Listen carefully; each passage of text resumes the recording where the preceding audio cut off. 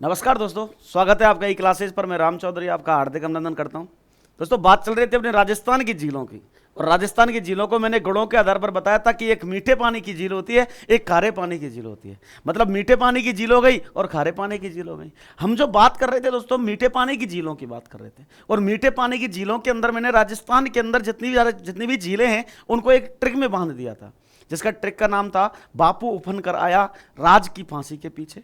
और जितनी भी झील बनी हुई हैं, इन झीलों को एक साथ जोड़ने का काम करते हैं। दोस्तों, प्रश्न आपसे पूछा जाता है कि निम्न में से कौन सी झील मीठे पानी की है और कौन सी नहीं है। निम्न में से कौन सी झील मीठे पानी की नहीं है, इस प्रकार से भी प्रश्न पूछा जाता है। तो पहला नंबर तो यही है, आपके जो झील टॉपिक में प्रवेश करने से पहले आपसे जो प्रश्न पूछेगा वो आपसे पहचान करवाएगा कि कौन सी है कौन सी नहीं है, और झीलों को सुमेलित करवा सकता है कि बताइए भाई झील कौन सी झील किस जिले में है, सुमेलित कीजिए। ठीक है ना, इस प्रकार से पूछ सकते हैं। तो मैंने आपको जयसमंद झील बताई, राजसमंद झील बताई, आपके लिए पुष्कर झील मैंने बता दी है, आपके लिए मैंने पिछोला झील बता दी है, और आगे चलने वाले हैं दोस्तों, आगे जो झील आने वाली है आपकी, उन सारी मीठे पानी झीलों की बात करेंगे अपन, जितनी भी राजस्थान के अंदर है। बिल्कुल समझना है। तो मैं बात कर रहा हूं दोस्तों राजस्थान की झीलों की, और राजस्थान की झीलों में मीठे पानी की झीलों की बात कर रहा हूं, तो थोड़ा समझना है।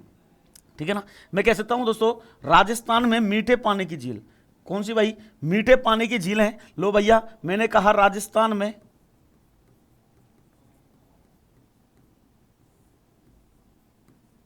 मीठे पानी की झील है, मीठे पानी की झील। ठीक है ना, और मीठे पानी की झील के अंदर आप चालू करने वाले हैं अपन कौन सी झील है भाई, अपनी नई झील है एक। जब पुष्कर झील पूरी कर ली तो इसका नाम है भाई नक्की झील। कौन सी है भाई, नक्की झील है। और नक्की झील की बात करने वाले हैं, कौन सी झील हो गई भाई, नक्की झील। और नक्की झील कहां पड़ती है भाई, माउंट आबू सिरोही में पड़ती है। मतलब कहने का सिरोही, मतलब कौन सा जिला भाई, राजस्थान का सिरोही जिला है, और सिरोही जिले के अंदर ये झील पड़ती है। कौन सी झील भाई, नक्की झील। क्लियर है कि नहीं है भाई। नक्की झील की बात करें, किस जिले में पड़ रही है भाई, सिरोही जिले के अंदर पड़ रही है। अच्छा, बात करें भाई सिरोही जिले के अंदर जब झील पड़ रही है तो किस प्रकार से चलने वाले अपन, किस प्रकार से नहीं चलने वाले, उस चीज का थोड़ा ध्यान देना है आपको कि भाई क्या करने वाले हम, क्या करने वाले नहीं है, थोड़ा सा देख लेना है। फिर आगे अपन को बात करनी है, आगे अपन को क्या करनी है, बात करनी है। अब देखिए भाई, मैंने कहा नक्की झील है भाई, कहां पर है, राजस्थान के सिरोही जिले के अंदर है। अब आपने देखा होगा, आपने सुना होगा कि एक पठारी प्रदेश है, एक पठारी प्रदेश है, और इस पठार का नाम क्या है भाई, उड़िया का पठार है। कौन सा है भाई, उड़िया का पठार है, उड़िया का पठार है। और उड़िया के पठार की बात करूं, राजस्थान का सबसे ऊंचा पठार है। कैसा भाई, राजस्थान का सबसे ऊंचा पठार है। अगर ऊंचाई की बात करूं तो लगभग 1360 मीटर ऊंचा है। कितना ऊंचा भाई, 1360 मीटर ऊंचा है। कौन सा पठार, उड़िया का पठार। अब इस उड़िया के पठार की बात मैं क्यों कर रहा हूं दोस्तों, क्योंकि जो झील है आपकी, कौन सी, नक्की झील, वो इस पठारी प्रदेश पर है, जिसका नाम क्या है भाई, उड़िया का पठार। इस पठारी प्रदेश पर एक झील है, और इस पठारी प्रदेश पर जो झील है उसे कहा जाता है कौन सी भाई, नक्की झील। इस झील के अंदर पानी भरा हुआ है। ध्यान रखना दोस्तों, इस झील की अपन को बात करनी है तो कह सकता हूं राजस्थान की सबसे ऊंची व सबसे गहरी झील है। कौन सी झील भाई, नक्की झील। मैं बात करता हूं दोस्तों निर्माण की, मैं बात करता हूं निर्माण की, कि इसका निर्माण कैसे हुआ है। तो बहुत सारी बातें यहां से मिलती हैं। जो लोग हैं यहाँ के, जो सिरोही जिले के जो लोग हैं, वो कहते हैं, जो धार्मिक आस्था जुड़ी हुई है, कि भाई इस झील का निर्माण तो कैसे हुआ, देवताओं ने किया है। अच्छा, देवताओं ने कैसे किया है, वो जेसीबी थोड़ी लेके आए थे। जो देवता थे दोस्तों, उन्होंने अपने नाखूनों से, मतलब नाखून जो होते हैं, अपने नाखूनों से इस झील का निर्माण किया है। और नाखून को ही नख या नक्की बोलते हैं। क्या बोलते हैं दोस्तों, नाखून को ही नख या नक्की बोलते हैं। इस कारण इस झील का नाम नक्की झील पड़ा। क्या पड़ा भाई, नक्की झील। तो लोग बोलते हैं कि इस झील का निर्माण साहब किससे हुआ है, कह सकता हूं देवताओं ने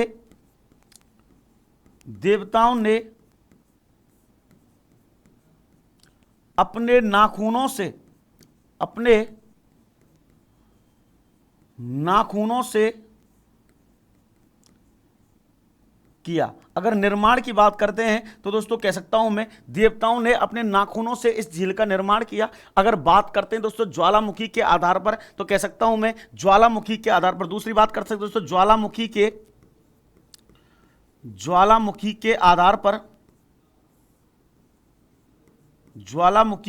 आधार पर यह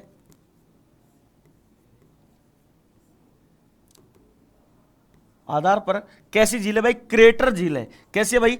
क्रेटर झील है। ये भी मैं आपको बता चुका हूं कि क्रेटर झील क्या होती है और काल्डेरा झील क्या होती है। अगर उस समय समझ में नहीं आया हो तो एक बार दोबारा से वीडियो को देख ले, पीडीएफ देख ले एक बार कि क्रेटर झील क्या होती है और काल्डेरा झील क्या होती है। बात करें दोस्तों ज्वालामुखी के आधार पर तो दोस्तों मैं बात कह सकता हूं कि यह कैसी झील है भाई? क्रेटर झील है। ठीक है ना, कि ज्वालामुखी का विस्फोट हुआ और ज्वालामुखी विस्फोट होने के बाद जब ज्वालामुखी का मुख बंद हो गया तो मुख बंद होने के बाद इस प्रकार का छोटा मुख बसता है। जब किसी ज्वालामुखी का मुख छोटा बसता है, छोटा रहता है और उसमें बरसात का पानी आकर बढ़ जाता है तो यहां पर झील बनती है, जिसे कहते हैं भाई क्रेटर झील। और मुख यदि ज्यादा बड़ा रह जाता है और इसमें बरसात का पानी बढ़ जाए तो उसको क्या कहते हैं भाई? काल्डेरा झील कहते हैं। बिल्कुल आपको समझ में आया होगा। अब चलते हैं भाई आगे। मैंने कहा दोस्तों ज्वालामुखी के आधार पर क्रेटर झील है। और निर्माण की बात करते हैं तो कहते हैं कि भाई देवताओं ने अपने नाखूनों से इस झील का निर्माण करवाया है। तो मैं कह सकता हूं कि राजस्थान के सबसे ऊंचे पठारी प्रदेश पर है। तो आपसे प्रश्न पूछता है, बताइए राजस्थान की सबसे गहरी और सबसे ऊंची झील कौन सी है? तो वो कौन सी है भाई? नक्की झील है। आपको याद रखना है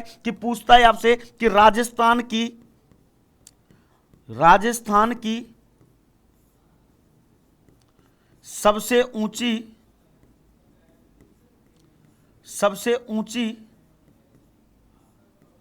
एवं सबसे गहरी झील कौन सी है?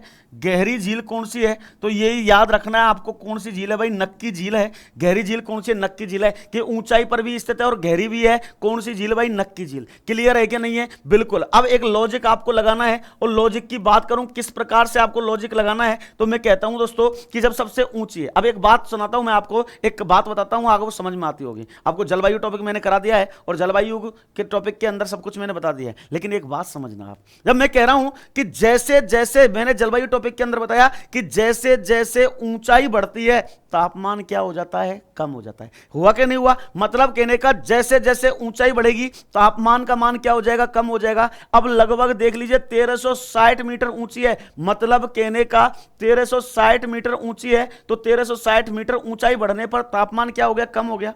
जब तापमान कम हो जाता है तो वायुदाब क्या होगा? कम बढ़ जाएगा। वायुदाब क्या होगा भाई? बढ़ जाएगा। तापमान कम हो गया, वायुदाब बढ़ जाएगा। आपको मैंने संबंध बता रखा है, ठीक है ना। मैंने कहा कि तापमान कम हो गया, वायुदाब बढ़ गया और वायुदाब बढ़ गया। इसका मतलब यह हुआ कि भाई जो वायु ऊपर चलेगी, अब इस क्षेत्र के अंदर जो हवा चलेगी, इस क्षेत्र के अंदर जो वायु पवन चलेगी दोस्तों, उसके अंदर क्या रहेगी भाई? नमी रहेगी। क्या रहेगी भाई? नमी रहेगी। मतलब कैसी रहेगी हवा? आर्द्र रहेगी। कैसी रहेगी? आर्द्र रहेगी। आर्द्र मतलब नमी रहेगी, उस हवा के अंदर पानी रहेगा। अब पानी रहेगा तो ठंडी रहेगी, पानी रहेगा तो कैसे रहेगी भाई? ठंडी रहेगी। और ठंडी रहेगी तो मतलब कहने का एक तो यहां का तापमान कैसा हो गया? एक तो यहां का तापमान कैसा हो गया? कम हो गया कि टेम्परेचर भाई यहां का कम हो गया है और वायु दाब यहां का बढ़ जाएगा। तो दोस्तों ये नमी युक्त जो पवनें हैं वो बारंबार इस पानी से टकराएंगी, इस झील से टकराएंगी और टकराने के बाद दोस्तों इसकी जो पानी झील की ऊपरी सतह है उसको जमा देंगी। क्या कर देंगे? उसको फ्रीज कर देंगी। मतलब कहने का उसको कोल्ड कर देंगी, उसको जमा देंगी, उस पर बर्फ जम जाएगी। तो याद रखना, तो आपसे पूछता है राजस्थान की किस झील का पानी सर्दियों में जम जाता है? तो याद रखना दोस्तों इस झील का पानी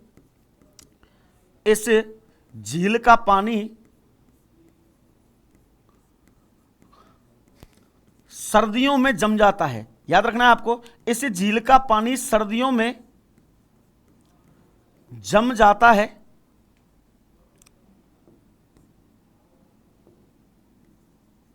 जम जाता है। आपसे पूछता है कि बताइए राजस्थान की किस झील का पानी सर्दियों में जम जाता है? तो दोस्तों नक्की झील का पानी है जो सर्दियों में क्या करता है? जम जाता है। क्लियर है कि नहीं है? अच्छा बात करते हैं आगे। एक शहर बसा हुआ है इस झील के सहारे, जिसका नाम क्या है भाई? आबू शहर। कौन सा है? इस झील के सहारे क्या पास कह सकते हैं, आबू शहर बसा हुआ है। कौन सा भाई? आबू शहर बसा हुआ है। आबू शहर बसा हुआ है। यह भी आपको याद रखना है। इंपोर्टेंट प्रश्न आपसे पूछता है कि बताइए नक्की झील किस जनजाति की पवित्र झील मानी जाती है? तो आपसे प्रश्न पूछता है दोस्तों कि नक्की झील किस जनजाति की पवित्र झील मानी जाती है? तो आपको याद रखना है कि यह गरासिया जनजाति की। कौन सी जनजाति है भाई? गरासिया जनजाति। क्योंकि सुरोही के क्षेत्रों में कौन सी जनजाति पाई जाती है? मुख्यतः गरासिया जनजाति पाई जाती है। तो यह झील गरासिया जनजाति की पवित्र झील है। कैसे भाई? गरासिया जनजाति की क्या है? पवित्र झील है। ये भी आपको याद रखना है, झील है, ये क्या करना है आपको याद रखना है। अच्छा, गरासिया जनजाति की पवित्र झील है, मतलब कहने का जैसे हम लोग क्या करते हैं, हमारे पूर्वजों की जो अस्थियों का विसर्जन है वो गंगा जी में करते हैं, कोई सोरो जी जाता है, कोई कहीं जाता है। लेकिन दोस्तों गरासिया जनजाति की बात करें तो लोगों में कह सकता हूं कि अपने पूर्वजों, यह जनजाति, कह सकता हूं मैं, यह जनजाति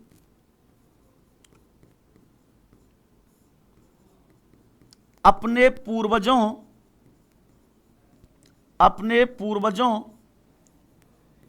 की अस्थियों का विसर्जन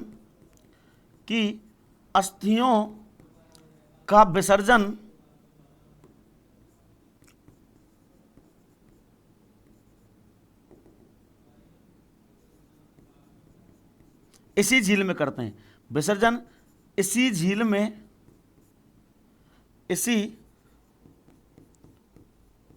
में करते हैं। आपको याद रखना है कि जो गरासिया जनजाति के लोग हैं, और गरासिया जनजाति के लोग अपने पूर्वजों की अस्थियों का जो विसर्जन है और किस में करते हैं दोस्तों? इसी झील के अंदर करते हैं। कौन सी झील है भाई? वो आपकी नक्की झील है। क्लियर है क्या नहीं है? अरे क्लियर है क्या नहीं है? बिल्कुल क्लियर है साहब, बिल्कुल समझ में आ गया हमारे में। अगर बात करता हूं इस झील के बारे में और कुछ क्या मिलता है तो याद रखना दोस्तों, इस झील के अंदर कुछ चट्टानें बनी हुई है। मतलब इस झील के अंदर क्या है? कुछ चट्टानें बनी हुई है। और चट्टानों कौन कौन सी हैं, कितनी चट्टानें हैं, उन सारी चट्टानों की बात मैं करता हूं। तो दोस्तों इसके अंदर, इस झील के अंदर जो चट्टानें हैं वो कौन कौन सी हैं, तो याद आपको रखना है, इसके अंदर एक चट्टान मिलती है और चट्टान का नाम क्या है भाई? इस चट्टान का नाम क्या है? इसके अंदर मिलती है दोस्तों नन रॉक। क्या मिलती है भाई? नन रॉक मिलता है। मतलब कहने का नन रॉक, लो भैया नन रॉक चट्टान हो गई, ठीक है ना। ऐसे ही बात करें, इस झील के अंदर एक चट्टान मिलती है जिसको कहते हैं टॉड रॉक। कौन सी भाई? टॉड रॉक चट्टान मिलती है, ये भी आपको याद रखना है। अगर बात करें इस झील के अंदर एक चट्टान मिलती है और चट्टान का नाम क्या है दोस्तों? इसका नाम है हॉर्स रॉक। क्या नाम है? हॉर्स रॉक है। लो भाई हॉर्स रॉक हो गया। और इसी झील के अंदर एक चट्टान मिलती है जिसका नाम है कपल रॉक। क्या नाम है? कपल रॉक, या इसको बोलते हैं दोस्तों नंदी रॉक। क्या बोलते हैं इसको?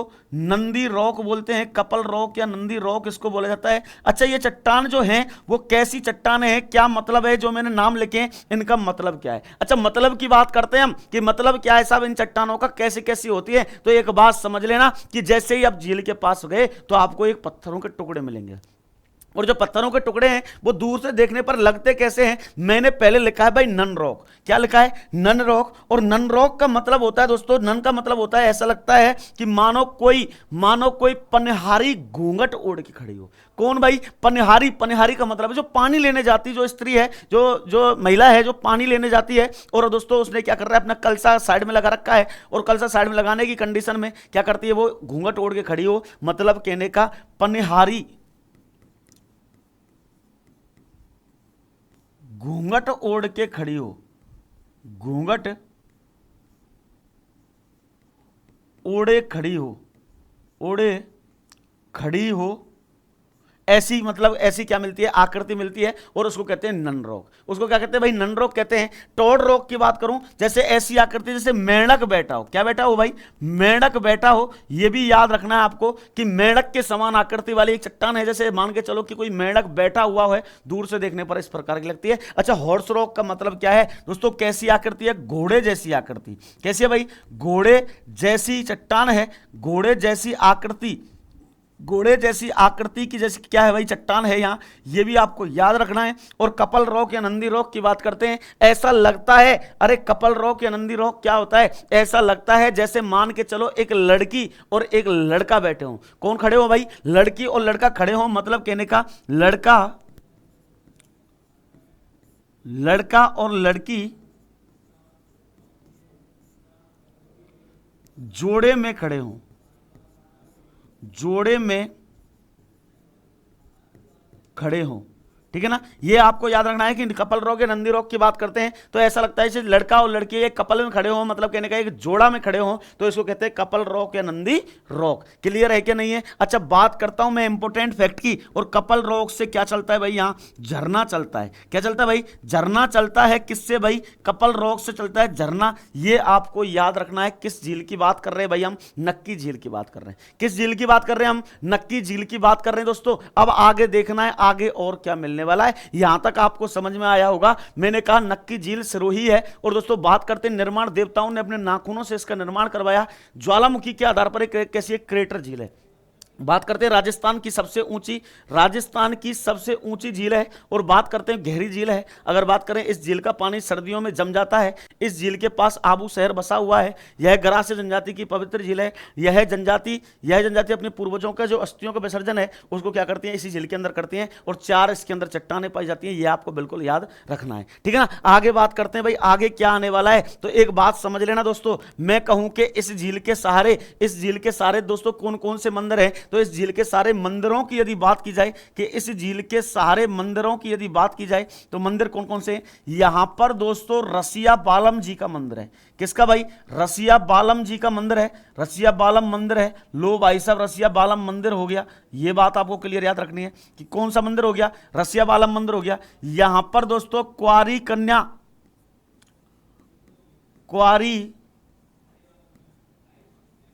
का मंदिर स्थित है। क्वारी कन्या का मंदिर स्थित है। यह भी आपको याद रखना है कि क्वारी कन्या का मंदिर कहां पर स्थित है दोस्तों, यहीं स्थित है। और दोस्तों रघुनाथ जी का मंदिर भी यहीं स्थित है। यह भी आपको याद रखना है। किसका भाई, रघुनाथ जी मंदिर। रघुनाथ जी मंदिर भी कहां पर है दोस्तों, यहीं पर स्थित है। यह आपको याद रखना है। अच्छा, मैं बात करता हूं दोस्तों कि यहां मान के चलिए गुफाओं की बात की जाए तो गुफा कौन कौन सी है, इस झील के सहारे कौन कौन सी गुफाएं हैं। तो गुफाओं की जब बात की जाए दोस्तों कि गुफा कौन कौन सी है, तो एक बार देख लेना अच्छे से। मैं कहूं भाई गुफा कौन कौन सी है।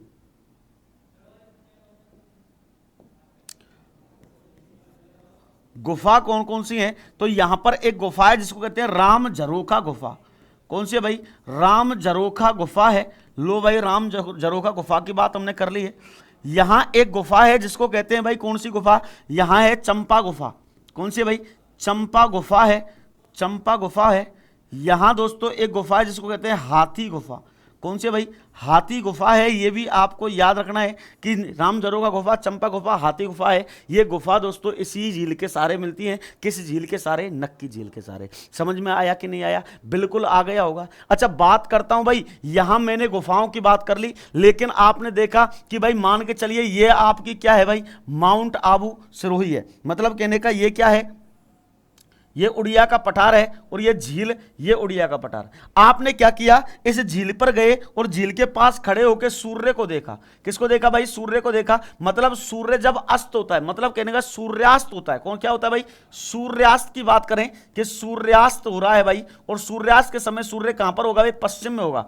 मतलब कहने का सूर्य कहां पर होगा भाई, पश्चिम में होगा। तो ये आपको याद रखना है। और आप कहां खड़े हैं भाई, पूरब में खड़े हैं। कहां खड़े हैं भाई, पूरब में खड़े हैं। देखिएगा, इस झील के सारे आप खड़े हुए हैं यहां पूरब में। और दोस्तों सूर्य क्या हो रहा है, अस्त हो रहा है। सूर्य क्या हो रहा है, अस्त हो रहा है। यह भी आपको याद रखना है। जब आप सूर्य को यहां से अस्त होते देखते हैं, यहां से आप देखते हैं, तो ऐसा लगता है कि सूर्य क्या कर रहा है भाई, धरती में समा रहा हो। क्या कर रहा हो भाई, धरती के अंदर समा रहा हो। तो मतलब आपको एक चीज याद रखनी है, एक चीज आपको यह याद रखनी है कि यहां पर क्या है, सनसेट पॉइंट स्थित है। क्या है भाई, सनसेट पॉइंट स्थित है। और दोस्तों ऐसा लगता है स्थित है, यहां पर क्या है, सनसेट पॉइंट स्थित है। और बात करते हैं दोस्तों, ऐसा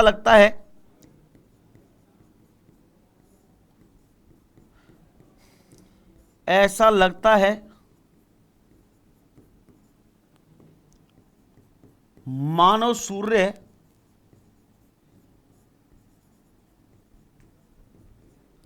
धरती में समा रहा हो।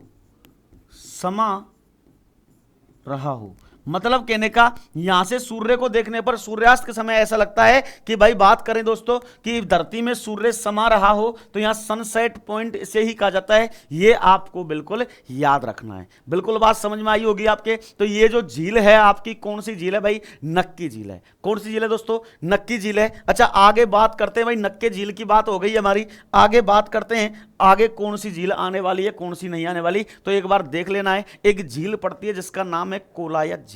कौन सी भाई, कोलायत झील है। तो यह भी आपको याद रखना है। कौन सी झील की बात करने वाले हैं अपन, कोलायत झील की बात करने वाले हैं। और कोलायत झील कहां पड़ती है मित्रों, कोलायत झील कहां पड़ती है भाई? बीकानेर के अंदर पड़ती है। कहां पड़ रही है दोस्तों? बीकानेर के अंदर पड़ रही है। तो आपको याद रखना है भाई, कोलायत झील की अपन को बात करनी है, और कोलायत झील कहां पड़ रही है? बीकानेर के अंदर पड़ रही है। अच्छा, मैं बात करूं दोस्तों इस झील के उपनाम क्या मिलते हैं। अच्छा, उपनाम क्या है? कोलायत झील आपको याद आ रहा होगा कुछ ना कुछ, बिल्कुल। उपनाम की बात करें कि उपनाम इसके क्या है, तो दोस्तों इसे कहा जाता है मरुस्थल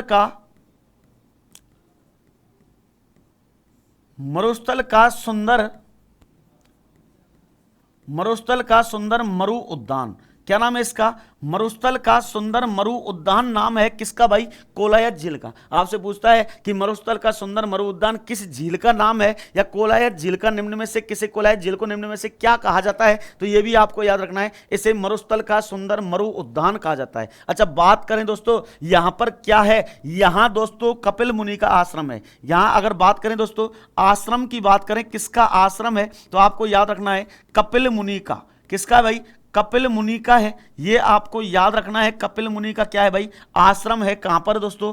इस झील के सहारे, ठीक है ना। कपिल मुनि का क्या है भाई? आश्रम है। अच्छा, बात करें आपसे, अगर बात करें आपसे कि बताइए भाई कपिल मुनि की प्राचीन तपस्या स्थली कहां पर है, तो आपने सुना होगा नौनेरा कोटा के अंदर है, नौनेरा में, चंबल नदी के सहारे, आपने सुना होगा, ठीक है ना। अच्छा, बात करते हैं आगे। कोलायत झील की बात चल रही है, सब उपनाम हो गया, मरुस्थल का सुंदर मरु उद्यान। आश्रम की बात करें, कपिल मुनि का आश्रम है। लेकिन आगे बात करते हैं दोस्तों, आगे समझना है कि कपिल मुनि ने यहां पर अपनी माता की मुक्ति के लिए दोस्तों क्या निकाली थी? एक पाताल गंगा निकाली थी। क्या निकाली थी भाई? कह सकता हूं मैं, कह सकता हूं, एक बार समझना अच्छे से कि कपिल मुनि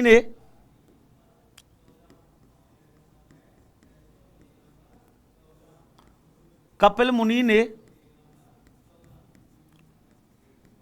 अपनी माता की मुक्ति हेतु, अपनी माता की मुक्ति हेतु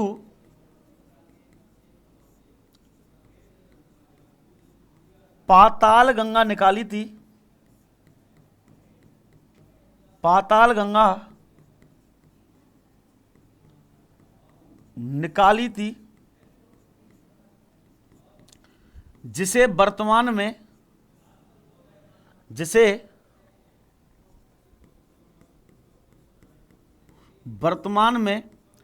कपिल सरोवर कहा जाता है। क्या कहा जाता है भाई? कपिल सरोवर कहा जाता है। ये आपको याद रखना है, कपिल सरोवर कहा जाता है। ये क्या करना है आपको? बिल्कुल याद रखना है कि भाई कपिल मुनि ने यहां पर एक पाताल गंगा निकाली थी, और पाताल गंगा निकालने के बाद दोस्तों इसे वर्तमान में क्या कहा जाता है? कपिल सरोवर कहा जाता है। ऐसे याद रखना है आपको क्या याद रखना है दोस्तों? यहां पर प्रतिवर्ष की बात करता हूं, पर ईयर की बात करूं, प्रतिवर्ष कब भाई साहब? कार्तिक पूर्णिमा को। कब की बात है भाई? कार्तिक पूर्णिमा की बात है। और कार्तिक पूर्णिमा को क्या बढ़ता है भाई? मेला बढ़ता है। यहां पर प्रतिवर्ष कार्तिक पूर्णिमा को मेला बढ़ता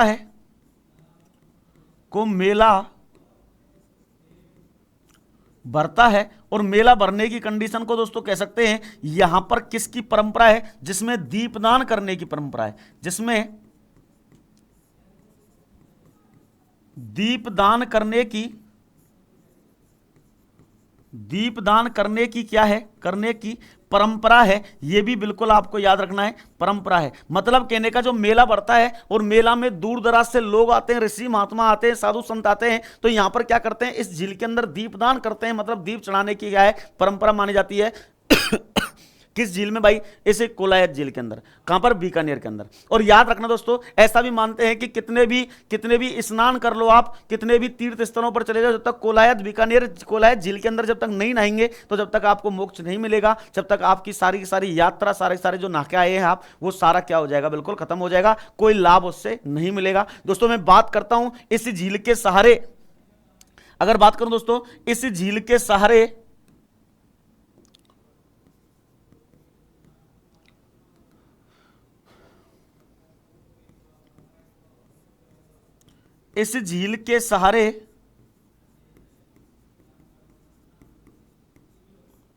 पुराने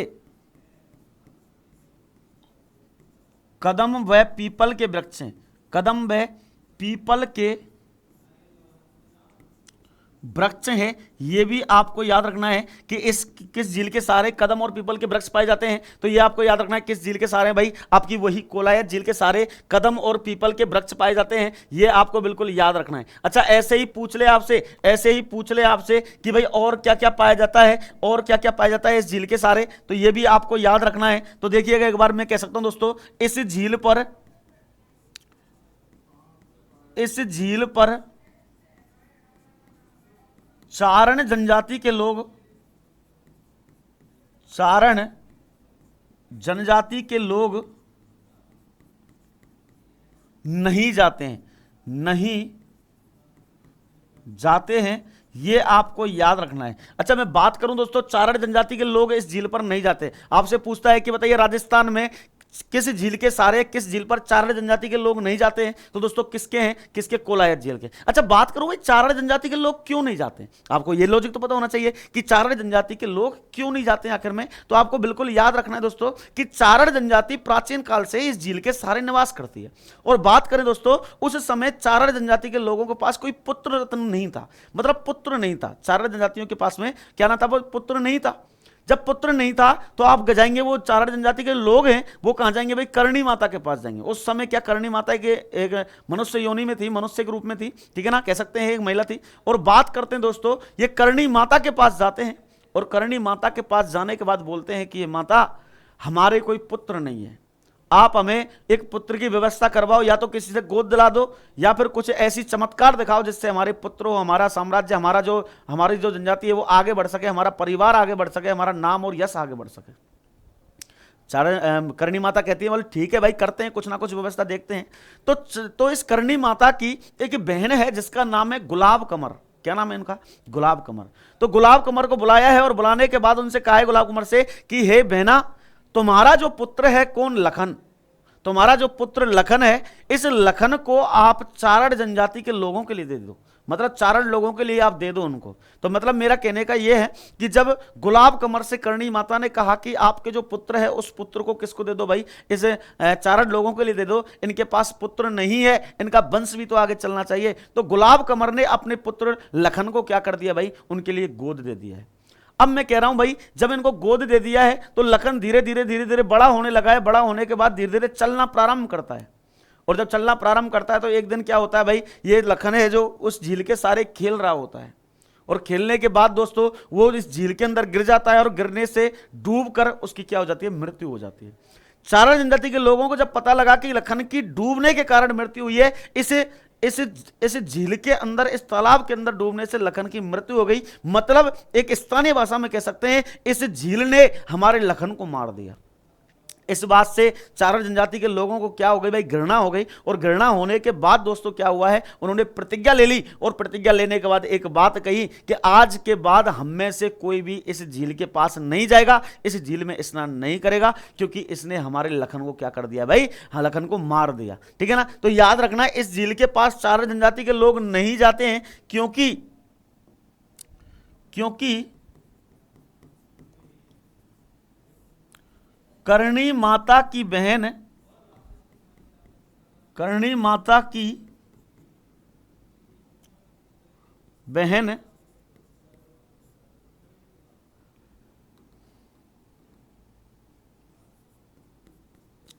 करणी माता की बहन गुलाब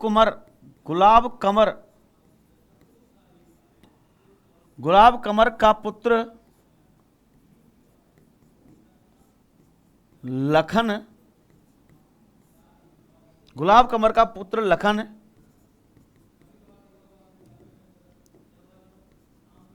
इस झील में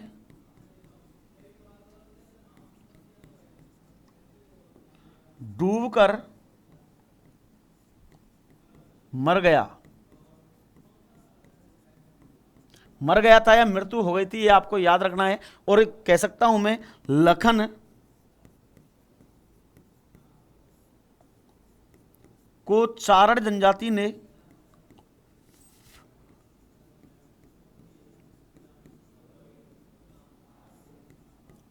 गोद लिया था। क्या लिया था भाई, गोद लिया था। आपको याद रखना है कि लखन को चारण जनजाति ने क्या लिया था भाई, गोद लिया था। और ये मिलती है आपकी कौन सी झील भाई, ये आपकी कोलायत झील है और बीकानेर के अंदर है। ये आपको बिल्कुल याद रखनी है। कोई भी लाइन में, कोई भी पंक्ति में, कोई भी किसी प्रकार के कॉन्सेप्ट में आपको कोई दिक्कत नहीं आनी चाहिए। चलते हैं आगे की झील की तरफ और देखते हैं आगे की झील कौन सी आने वाली है। आपने सुना होगा एक झील है जिसका नाम क्या है भाई, आना सागर झील। कौन सी है भाई, आना सागर झील है। तो नेक्स्ट झील की बात करते हैं दोस्तों, कौन सी झील है भाई, आना सागर झील। आना सागर झील की बात करें, और आना सागर झील कहां पर है दोस्तों, अजमेर के अंदर है।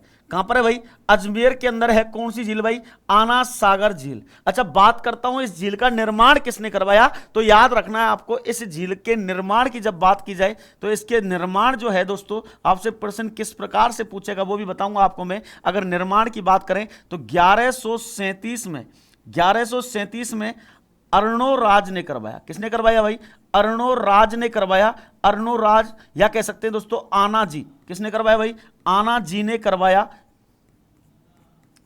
जी ने करवाया। अच्छा, क्यों करवाया दोस्तों, क्यों करवाया, इसका कुछ ना कुछ उद्देश्य भी तो हो सकता है कि अर्णोराज या आना जी ने इस झील का निर्माण क्यों करवाया। क्योंकि दोस्तों इस झील के सहारे, या कह सकता हूं मैं, यहां तुर्की आक्रमण हुआ था और तुर्की सेना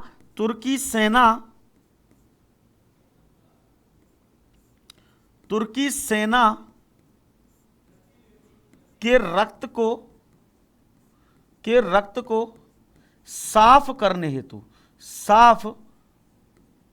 हेतु याद रखना है आपको दोस्तों। अगर बात करें इस झील का उद्देश्य क्या था, उद्देश्य की बात करते हैं कि इस झील का निर्माण क्यों करवाया, तो तुर्की सेना जो थी यहां पर, और तुर्की सेना से क्या हुए थे, यहां के राजाओं के क्या युद्ध हुए, और युद्ध होने के बाद दोस्तों क्या कर सकते हैं, उस रक्त को साफ करवाने के लिए इस झील का निर्माण करवाया। मैं बात करता हूं कि इस झील के अंदर कौन कौन सी नदियां अपना जल गिराती हैं, तो आपको याद रखना है दोस्तों, कह सकता हूं बांडी नदी।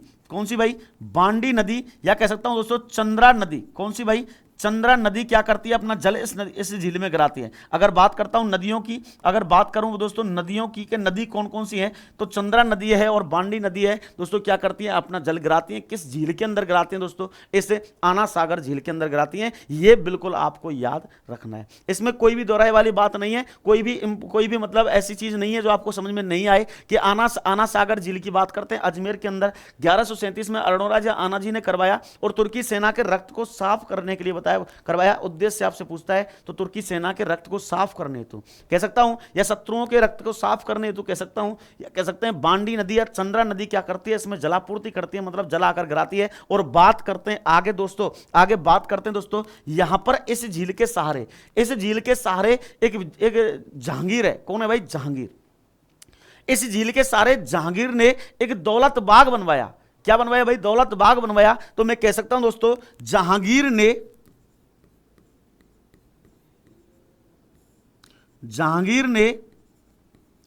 इस झील के सहारे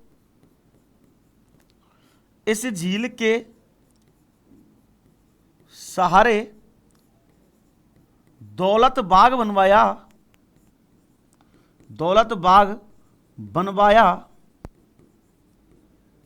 जिसे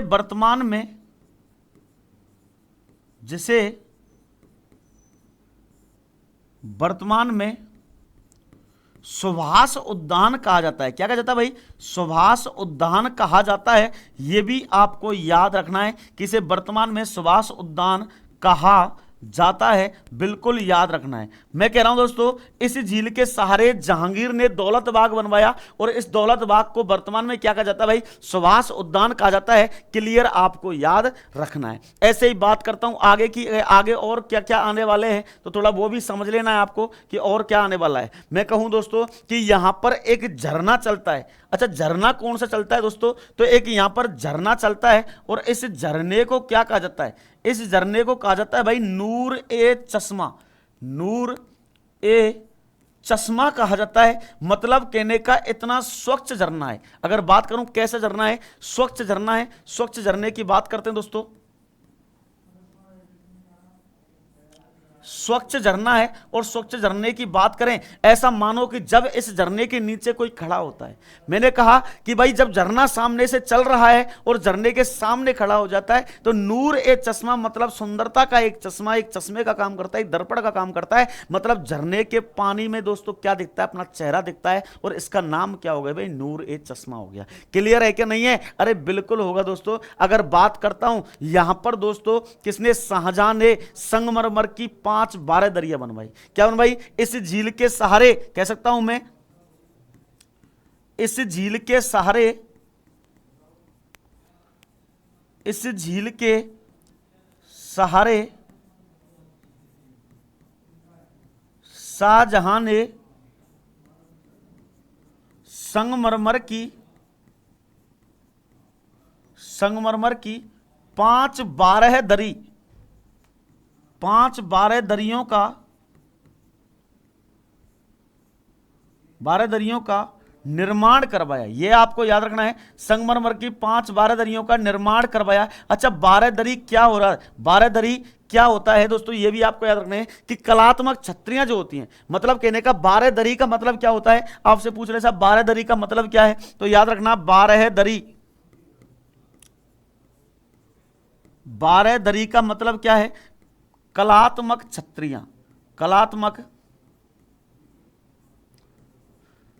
छत्री। याद रखना है आपको कि 5 कलात्मक छत्रियों का क्या करवाया? इसने निर्माण करवाया। किसने? शाहजहां ने। अच्छा यहां पर क्या है? खामसा के दरवाजे स्थित हैं। क्या है भाई यहां पर? यहां खामसा के, यहां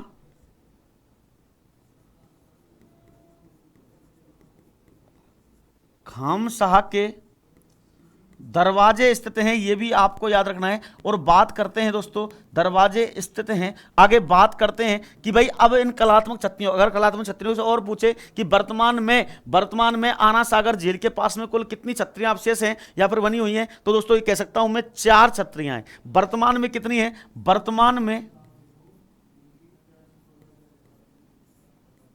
वर्तमान में 4 छत्रियां स्थित हैं, 4 छत्रियां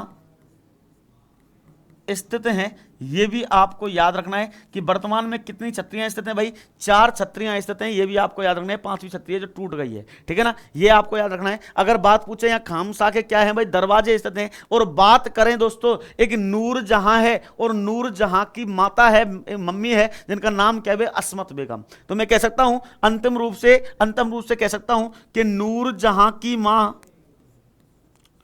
नूरजहां की मां अस्मत बेगम ने,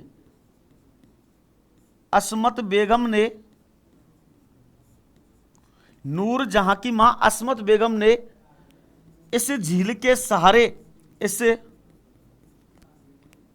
झील के सहारे सबसे पहले सर्वप्रथम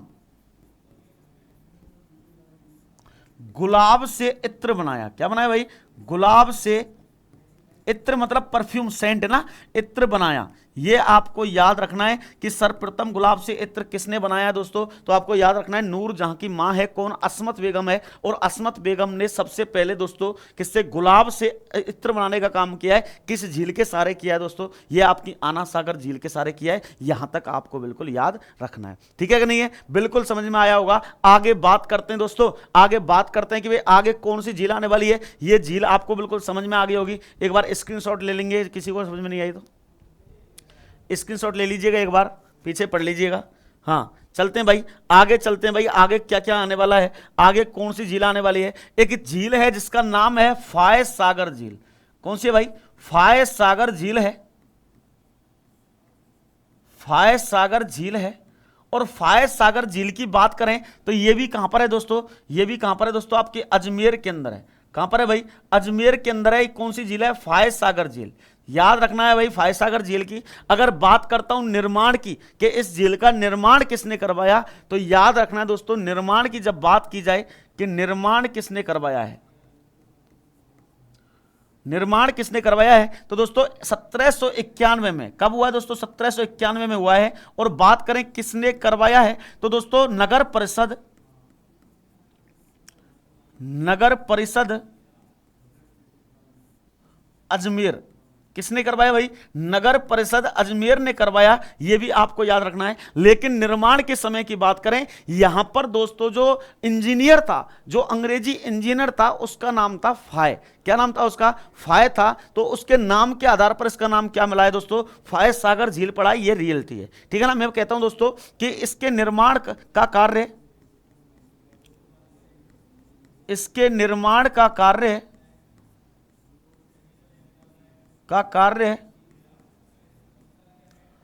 अंग्रेजी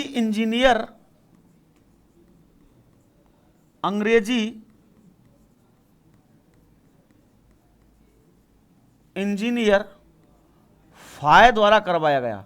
फाय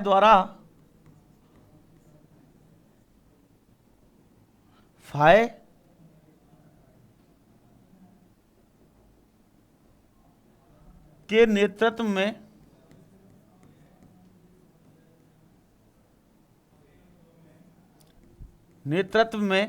करवाया, ठीक है ना। करवाया इस कारण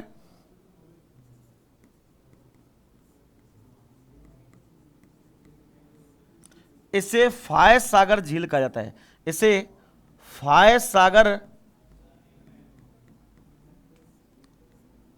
झील कहा जाता है। झील कहा जाता है। यह आपको याद रखना है कि इस कारण क्या करते हैं, इसको फाय सागर झील कहा जाता है। यह बिल्कुल आपको याद रखना है। अच्छा, बात करें आगे की भाई नदी कौन सी है। अगर नदी की बात की जाए कि नदी कौन सी गिरती है इसके अंदर, तो वही बांडी नदी है। कौन सी है भाई? बांडी नदी है। और इंपोर्टेंट बात करें दोस्तों, इंपोर्टेंट क्या है इस झील की, तो दोस्तों जब इस नदी के अंदर बाढ़ आती है, तो मतलब कहने का बाढ़ के पानी को रोकने का क्या था? उद्देश्य था। अगर उद्देश्य की बात की जाए कि इस झील को बनाने के पीछे क्या उद्देश्य था, तो दोस्तों उद्देश्य की जब बात की जाए, कि उद्देश्य क्या है साहब, क्यों इस झील का निर्माण करवाया गया, तो आपको याद रखना दोस्तों, बांडी नदी में आने वाली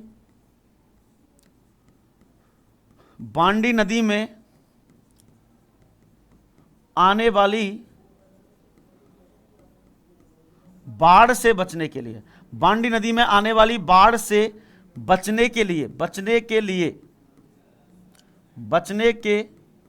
लिए दोस्तों क्या करवाया है? इस झील का निर्माण करवाया है। और आपको इंपोर्टेंट एक चीज बिल्कुल याद रखनी है। कैसे याद रखनी है सब? क्या याद रखना है कि जब इस झील के अंदर पानी ज्यादा हो जाता है, मतलब ओवरफ्लो होता है, उस कंडीशन में इस झील के पानी को कहां पहुंचा जाता है दोस्तों? आना सागर झील में पहुंचा जाता है। यह बिल्कुल याद रखना है आपको कि मैं कहूं दोस्तों, जब इस झील में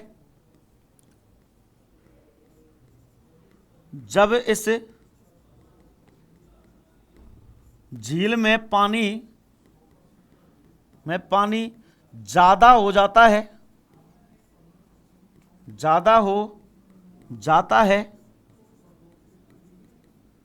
तो इसका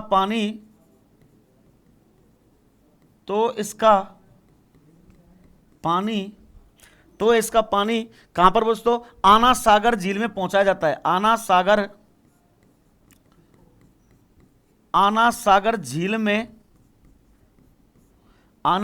झील में पहुंचाया जाता है। यह बिल्कुल आपको याद रखना है कि आना सागर झील के अंदर क्या करवाया जाता है? इसका पानी पहुंचाया जाता है। तो यह है दोस्तों आपकी कौन सी झील भाई? आपकी कौन सी झील है दोस्तों? आपकी फाय सागर झील है। बिल्कुल क्लियर याद रखना है आपको। फाय सागर झील की मैंने बात कर ली है। ऐसे ही बात करते हैं दोस्तों, आगे बात करते हैं। स्क्रीनशॉट ले लीजिए एक बार जिन्होंने नहीं लिया है। फिर बात करें दोस्तों किस झील की बात करें? फतेह सागर झील की बात करते हैं। और फतेह सागर झील कहां पर है दोस्तों? उदयपुर के अंदर है। बात करें आपकी कौन सी है भाई? नेक्स्ट झील की बात करें दोस्तों, फतेह सागर झील की बात करते हैं। फतेह सागर झील, और फतेह सागर झील कहां पर है मित्रों? उदयपुर के अंदर है। कहां पर है? उदयपुर के अंदर है। अगर इस झील के निर्माण की बात करूं, मैं एक बार बात करता हूं दोस्तों इस झील के निर्माण की, किसकी भाई? इस फतेह सागर झील के अगर निर्माण की बात कर जाए, अगर निर्माण की बात की जाए दोस्तों तो किसने करवाया है दोस्तों? निर्माण जय सिंह ने करवाया। किसने करवाया भाई? जय सिंह ने क्या करवाया है? इसका निर्माण करवाया, जय सिंह ने करवाया। और कब करवाया है दोस्तों? लगभग कह सकते हैं 1688 में करवाया है, यह आपको याद रखना है। अगर पूर्ण निर्माण की बात करें कि पूर्ण निर्माण किसने करवाया, या कह सकते हैं यह प्रारंभ हुआ था, यह क्या है? प्रारंभ है। यह भी आपको याद रखना है कि निर्माण कार्य प्रारंभ किसने किया था भाई? जय सिंह ने करवाया। और पूर्ण किसने करवाया दोस्तों? पूर्ण निर्माण, पूर्ण कार्य वो किसने करवाया? आपके फतेह सिंह ने करवाया है। किसने करवाया भाई? फतेह सिंह ने करवाया है। इस कारण इसे फतेह सागर झील कहा जाता है, फतेह सिंह ने करवाया, ये आपको याद रखना है। इस कारण इसे क्या कहा जाता है? फतेह सागर झील कहा जाता है। यहां तक आपको बिल्कुल समझ में आ गया होगा। अगर बात करते हैं आगे की, अगर बात करते हैं दोस्तों आगे की, तो इसकी जो पुनः आधारशिला रखी गई थी जब यह झील टूट जाने के कारण, मतलब कह सकता हूं मैं यह झील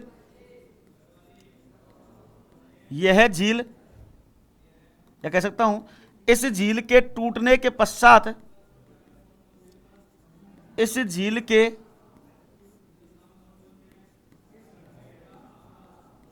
टूटने के पश्चात, इस झील के टूटने के पश्चात इसकी पुनः आधारशिला, पुनः आधारशिला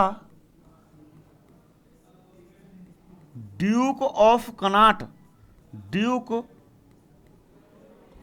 ऑफ कनाट द्वारा रखी गई, ड्यूक ऑफ कनाट द्वारा रखी गई। ये भी आपको याद रखना है कि जब ये झील टूट गई थी, जब ये झील टूट गई थी तो इसकी पुनः जो आधारशिला रखी थी, और पुनः आधारशिला रखने का कार्य किसने किया था दोस्तों? ड्यूक ऑफ कनाट ने रखा था, ड्यूक ऑफ कनाट ने किया था दोस्तों। इस कारण इसे क्या कहा जाता है और कब किया था दोस्तों? कब किया था? अगर बात करते हैं दोस्तों कब किया था, तो 1878 से 1800, अगर बात करते हैं कि कब अवधि की बात करते हैं कि अवधि कब है, तो 1878 से और लगभग कह सकते हैं 1888 तक क्या हुआ था? कार्य पूर्ण हुआ था। यहां कह सकता हूं कार्य पूर्ण हुआ था, यह भी आपको याद रखना है। अच्छा, बात करते हैं इस कारण इस झील को क्या कहा जाता है? इसे कनाट झील भी कहा जाता है, इसे कनाट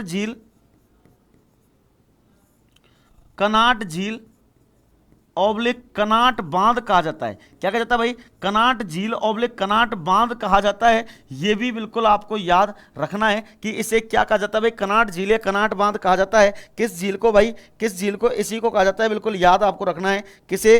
फतेह सागर झील को। अगर बात करें इसमें एक टापू है, और टापू पर क्या बना हुआ है दोस्तों? नेहरू आइसलैंड रिसोर्ट बना हुआ है। आपसे बात करता है दोस्तों और बताता है कि इसमें एक टापू पर, मैं कह सकता हूं एक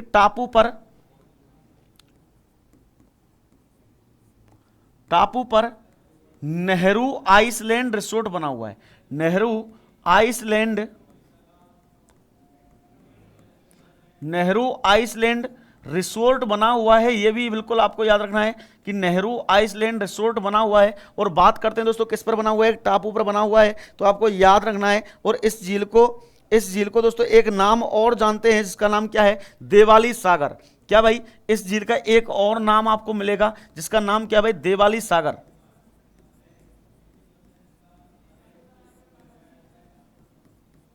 आपसे पूछता है कि बताइए भाई फतेह सागर झील के बारे में कुछ बताना है आपको। तो फतेह सागर झील के बारे में जितनी भी चीजें हैं मैं कहूं दोस्तों, निर्माण किसने करवाया? जय सिंह ने करवाया शुरुआत। और दोस्तों बात करते हैं पूर्ण कार्य किसने करवाया है? पूर्ण कार्य किसने करवाया दोस्तों? फतेह सिंह ने करवाया है। यह भी बिल्कुल आपको याद रखना है। और बात करते हैं दोस्तों 1878 से 1800 पूर्ण कार्य करवाया है किसने भाई? ड्यूक ऑफ कनाट ने करवाया है। यह भी बिल्कुल याद रखना है। अगर बात करते हैं दोस्तों भारत की प्रथम सौर वेधशाला की स्थापना कहां की गई, तो दोस्तों भारत की प्रथम सौर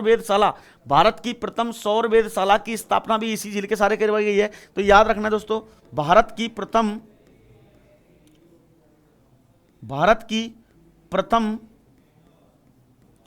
सौर वेधशाला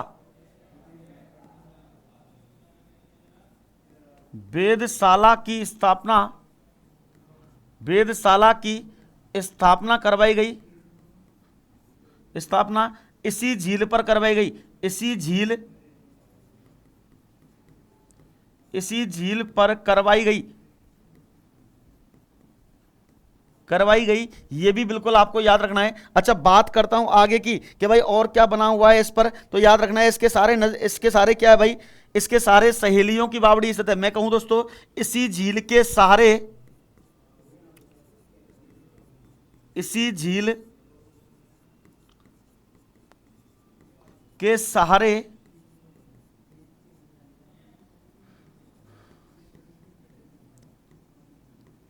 सहेलियों की बावड़ी स्थित है। इसी झील के सारे सहेलियों की बावड़ी स्थित है। और बात करते हैं दोस्तों, और बात करते हैं भाई सहेलियों की बावड़ी, इस झील के सारे एक पहाड़ है, और पहाड़ की बात करें मोती मगरी पहाड़ी। कौन सी भाई? मोती मगरी पहाड़ी है। यहां की बात करें दोस्तों किसकी? यहां महाराणा प्रताप की दोस्तों अश्व धातु की अश्वरोही प्रतिमा है। क्या है भाई? अश्व धातु की अश्वरोही प्रतिमा है, याद रखना है।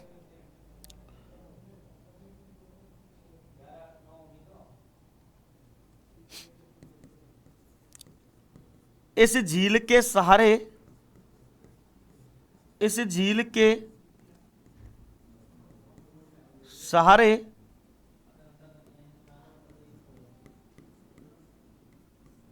मोती मगरी पहाड़ी पर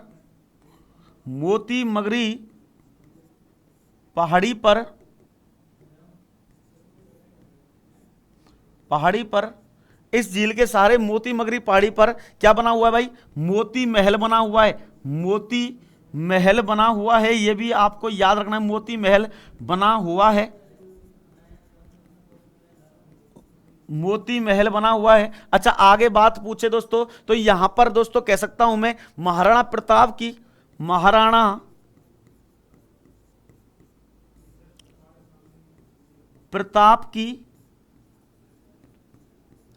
अश्व धातु की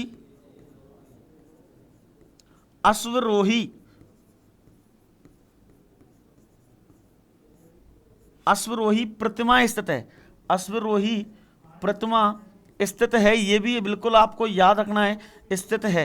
ठीक है ना? ये भी बिल्कुल क्या करना है, आपको याद करना है कि अश्व धातु की अश्वरोही प्रतिमा है, वो कहां पर है दोस्तों? यहीं पर स्थित है, इसी झील के सारे स्थित है। ये है दोस्तों आपकी कौन सी? फतेह सागर झील। ये बिल्कुल आपको क्लियर याद रखना है दोस्तों। बात करते हैं दोस्तों कि कह सकता हूं मैं भाई कि मैंने क्या क्या बताया आपको। टापू पर नेहरू आइसलैंड रिसोर्ट बना हुआ है, बिल्कुल उन चीजों को याद करना है। और ये फतेह सागर झील है, और इस झील से काफी बार प्रश्न पूछे भी जाते हैं, और काफी बार ऐसे ही प्रश्न बनते हैं जो आपकी एग्जाम पॉइंट ऑफ व्यू से पूछे जाते हैं। क्लियर है कि नहीं है? बिल्कुल क्लियर होगा, एक बार स्क्रीनशॉट ले लीजिएगा। ऐसे ही प्रश्न पूछे जाते हैं आपसे, इस प्रश्न से, इस झील से भी प्रश्न पूछे जाते हैं। ठीक है ना? तो आपको नदियों को लेकर, झीलों को लेकर, या फिर कह सकता हूं आइसलैंड को लेकर, निर्माण काल को लेकर, उपनाम को लेकर प्रश्न पूछ सकता है। ये झीलों से प्रश्न बनते हैं। ठीक है ना?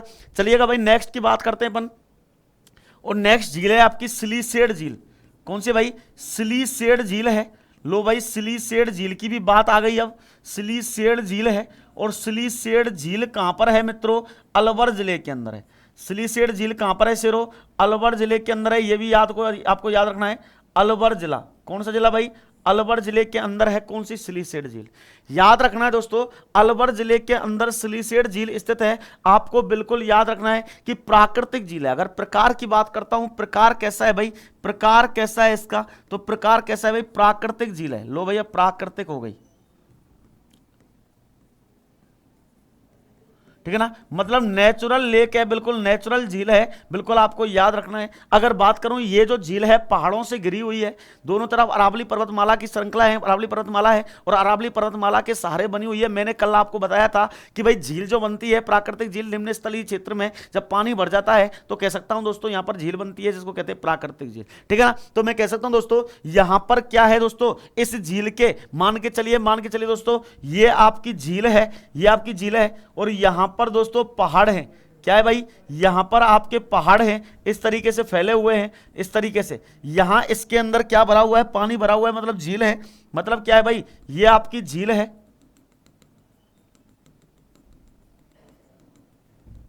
और इस झील के सहारे क्या बना हुआ है भाई?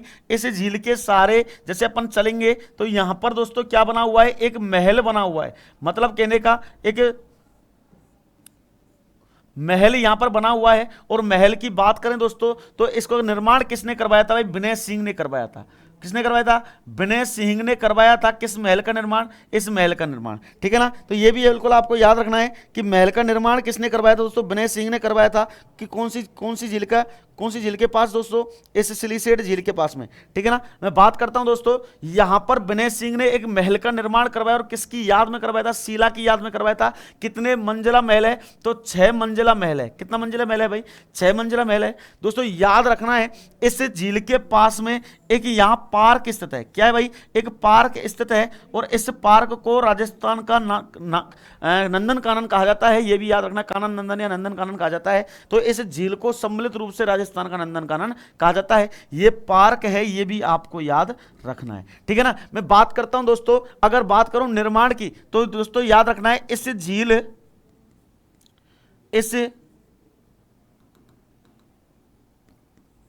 1844 से 45 की बात करते हैं। 1844 से 45 की बात करते हैं, और 1844-45 के अंदर महाराजा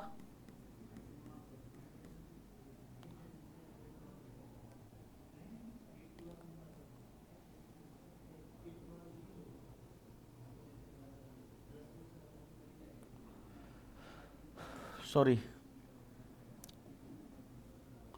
1845 की बात करते हैं, और 1845 में महाराजा कौन है भाई? महाराजा विनय सिंह ने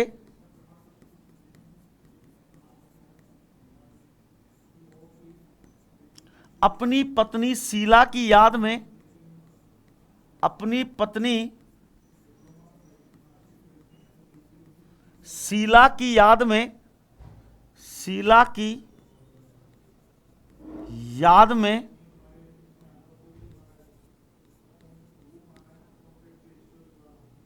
इस झील के सहारे, इस झील के सहारे 6 मंजिला महल का निर्माण करवाया। महल का निर्माण करवाया, महल का निर्माण करवाया। ये आपको याद रखना है कि इसी झील के सारे जो विनय सिंह ने, महाराणा विनय सिंह ने 1845 में और क्या करवाया दोस्तों? एक महल का निर्माण करवाया है। जैसे कितने मंजिला महल है भाई? 6 मंजिला महल है। याद रखना है, जैसे शाहजहां ने अपनी पत्नी मुमताज की याद में और क्या करवाया था दोस्तों? ताजमहल का निर्माण करवाया था। ऐसे ही दोस्तों बात कर सकता हूं मैं किसके सहारे? इस सिलीसेड झील के सहारे दोस्तों किसने? विनय सिंह ने अपनी पत्नी शीला की याद में दोस्तों क्या करवाया? महल का निर्माण करवाया है। और दोस्तों बात करते हैं आगे की, कि बात करें आगे की भाई कि और क्या मिलता है इसे राजस्थान का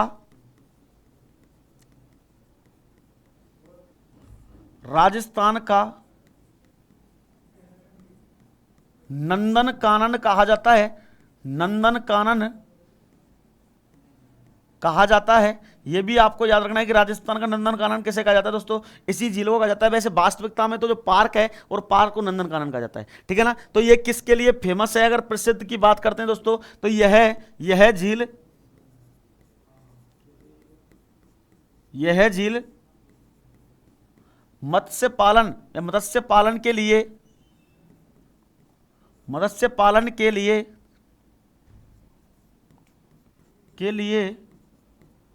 प्रसिद्ध है। यह भी आपको याद रखना है। अच्छा, आगे बात करते हैं दोस्तों मंदिरों की। तो यहां पर कौन कौन से मंदिर हैं दोस्तों? भर्तरी बाबा भर्तरी मंदिर है,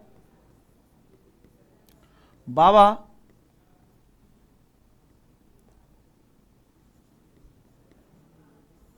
भर्तहरि मंदिर स्थित है दोस्तों, याद रखना है। यहां शिव मंदिर स्थित है, शिव मंदिर स्थित है। यहां पर आपको बिल्कुल याद रखना है कि शिव मंदिर है, भर्तरी बाबा का मंदिर है, बिल्कुल आपको याद रखना है। और बाला किला, अगर किले की बात करते हैं तो बाला किला है, इसके पास में ही है।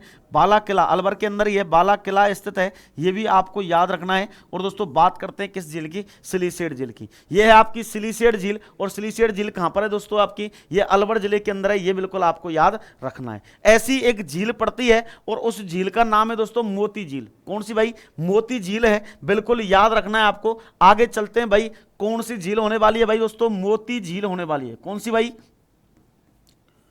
मोती झील होने वाली है। और मोती झील कहां पर पड़ती है दोस्तों? भरतपुर में पड़ती है। कहां पर पड़ती है मित्रों? भरतपुर के अंदर पड़ती है। ये आपको याद रखना है। अगर मोती झील की बात करें दोस्तों, तो मोती झील का निर्माण किसने करवाया?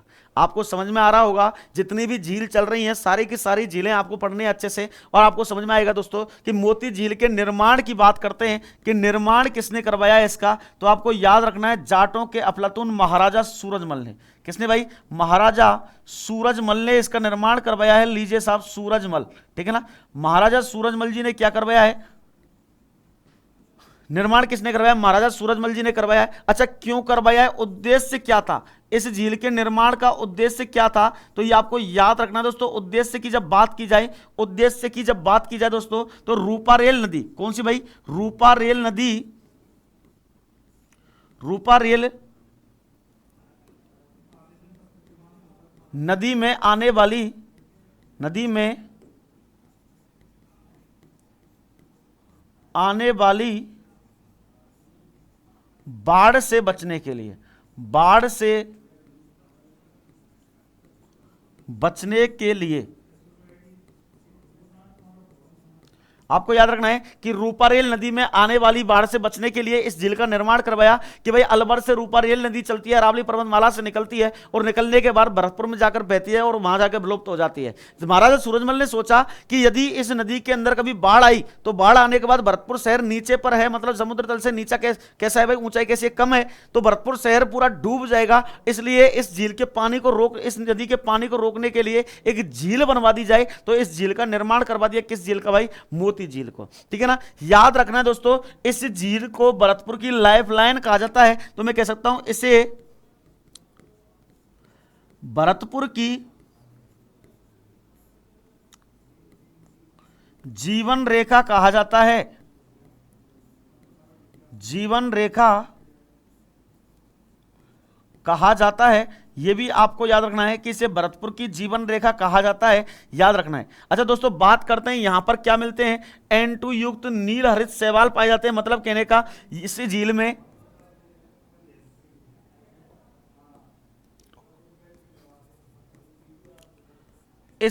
में नील हरित शैवाल, नील हरित शैवाल पाए जाते हैं। शैवाल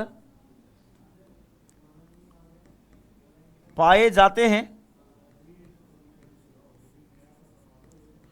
इस झील में नील हरित शैवाल पाए जाते हैं। और दोस्तों बात करते हैं आगे कि यहां पर एक बार प्रश्न भी पूछा हुआ है कि यहां से N2 युक्त,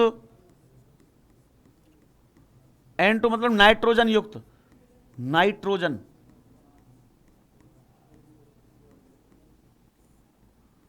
नाइट्रोजन युक्त खाद प्राप्त होता है। क्या होता है भाई? युक्त खाद प्राप्त होता है, प्राप्त होता है। ये भी आपको याद रखना है कि N2 युक्त खाद प्राप्त होता है। किस कहां से भाई? यहीं से प्राप्त किया जाता है। किस झील से? मोती झील से। क्लियर है कि नहीं है? अरे क्लियर है कि नहीं है? ये है आपकी मोती झील। दोस्तों बात करते हैं निर्माण किसने करवाया? महाराजा सूरजमल जी ने करवाया है। और उद्देश्य की बात करें तो रूपारेल नदी की बाढ़ से बचने के लिए इस झील का निर्माण करवाया था। इसे भरतपुर की जीवन रेखा कहा जाता है। इस झील में नील हरित शैवाल पाए जाते हैं जो N2 युक्त खाद प्राप्त किए जाते हैं। ये आपको बिल्कुल याद रखना है। ये है दोस्तों आपकी मोती झील। क्लियर है कि नहीं है? अच्छा, बात करेंगे दोस्तों आगे जो आपकी झीलें बची हुई हैं, जो राजस्थान की मीठे पानी की झीलें बची हुई हैं, उन सारी मीठे पानी की झीलों की अपन बात करेंगे आगे। और मिलते हैं फिर अपन नेक्स्ट जो क्लास होगी अपने अंदर अपनी, उसके अंदर करेंगे अपन खारे पानी की झीलों की बात। डिटेल से पढ़ना है, सब कुछ अच्छे से समझना है, PDF पढ़नी है और जो क्लास है उसको लेनी है। अगर समझ में नहीं आया तो रिवाइज करनी है क्लास को। तो मिलते हैं एक नए सेशन के साथ, तब तक के लिए धन्यवाद, नमस्कार।